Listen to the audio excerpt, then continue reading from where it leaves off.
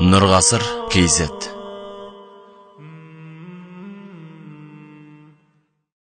Өйткені ғұламаларымыз құлшылық үш деңгейде болады дейді.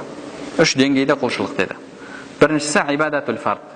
Әрбір жеке адамның құлшылығы. Әрбір жеке адамның құлшылығы.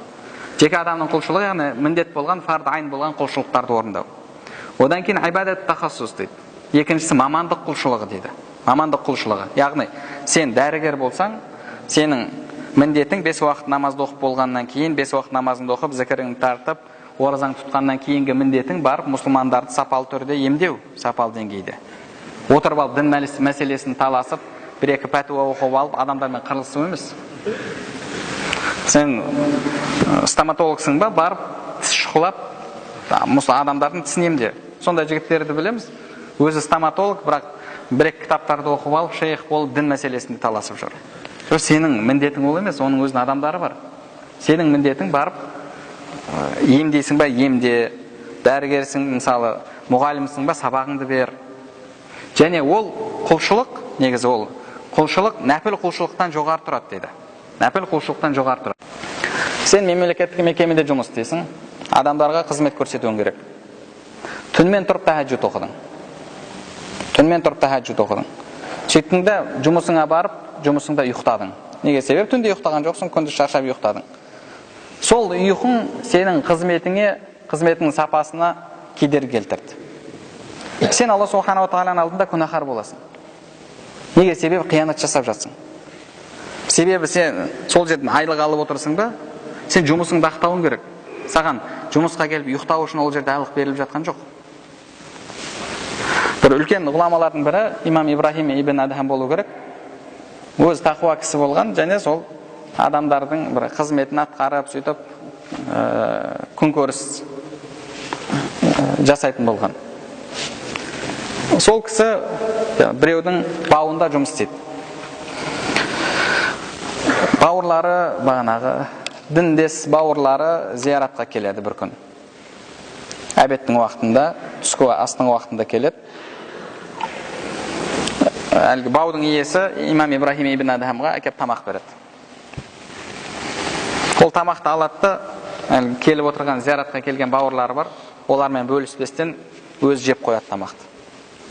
Аналар таңғалып қарайды, икрам деген, кәні ал, бөлісейік деген нәрсе бар емес па деген секілді, сонда көзбен қарайды. Сонда имам Ибрахим ибн Адхам айтады, кешіріңдер дейді, мен жұмыстамын дейді. Мен жұмыстамын. Және мынау жұмыстың иесі маған бойыма күш болсын деп осы тамақты беріп жатыр дейді. Мен қазір түске дейін жұмыс істеп қарным ашты дейді. Егер қазір қарным тойып қайтадан жұмысымды сапалы істемесем, мен Алла субханала тағаланың алдында ол қызметіме қиянат жасаған болам, және айлығым адал болмайды дейді. Мынау маған бөліссін деп беріп жатқан жоқ тамақты дейді. Тамақты ішіп, ары қарай қызметін сапалы жасасын деп беріп жатыр.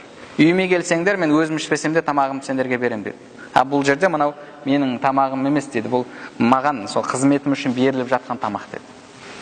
Мен бұны сендерге бере алмаймын дейді. Өйткені маған бөліп бер деп беріліп жатқан жоқ дейді. Яғни екінші бағанағы адамның өзінің мамандығы бойынша құлшылық, ол да құлшылық және сенің міндетің. Енді мысалы түнімен құлшылық жасадың, таңертең жұмысыңа келіп ұйықтадың. Бұл ісің негізі шариғатта дұрыс емес. Неге себеп? Сенің қызметіңе кедергі келтіріп жатыр. Немесе мысалы түнімен отырып кино көрдің. Немесе компьютер ойнадың дейік. Шариғаттағы үкімі компьютер ойнау, егер ойын харам болмаса, харам емес. Егер намаздың уақытына кедергі келтірмесе, басқа болмаса, яғни шарттары бар. Бірақ сен түнімен ойнап, таңертең қызметіңе келіп, қызметіңде ұйықтап жатқаның үшін, қызметінің сапасы кеткен үшін, сен Алла субханала тағаланың алдында күнәһар боласың, әлгі ісің күнә болып есептеледі. Яғни бірінші жеке құлшылық тұрады ма, одан кейін мамандық құлшылығы келген кезде, сен бір жерден мысалы айлық алып отырсың, сол айлығыңды ақтауың керек. Оған сенің нәпіл құлшылықтарың кедергі келтірмеу керек. Әрқайсының өзінің орны бар.